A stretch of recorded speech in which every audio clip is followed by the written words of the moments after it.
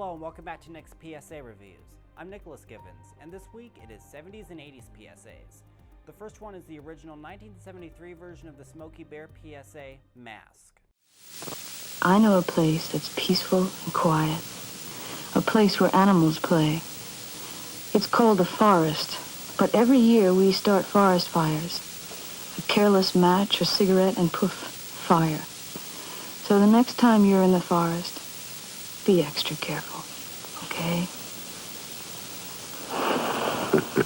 If you knew it was me, would you have listened?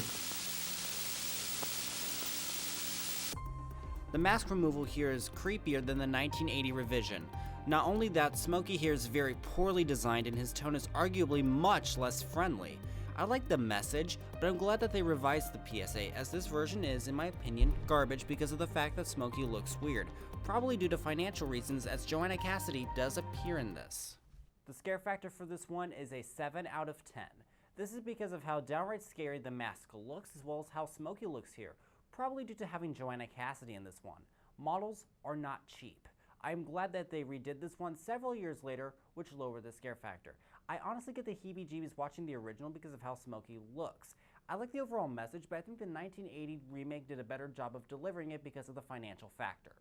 The next one we will be talking about is from 1984 and was produced by the American Cancer Society. Directed by David Fincher, here's the infamous Smoking Fetus PSA.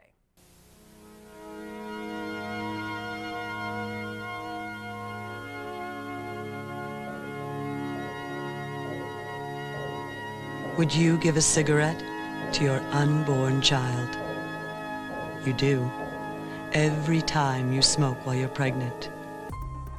This caused some controversy, and it shows. The creepy music and the creepy looking fetus smoking a cigarette are what caused the controversy in the first place. The sound of the mother's heartbeat is creepy as well, further pushing this into my top 10 scariest PSAs.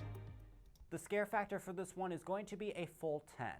The creepy music and the creepy looking fetus smoking the cigarette all pushed the wrong buttons for me. In fact, someone who worked on it said that they were surprised that this was even approved by the American Cancer Society. I am honestly glad that I watched this on the internet as opposed to on TV back in the 1980s. That might have scarred me for life back then. I wish that the fetus was not as realistic looking, but at the same time, it is what made this ad effective and in my top 20 favorite PSAs. I'm Nicholas Givens, thank you for watching, and I will see you next week. Have a good one.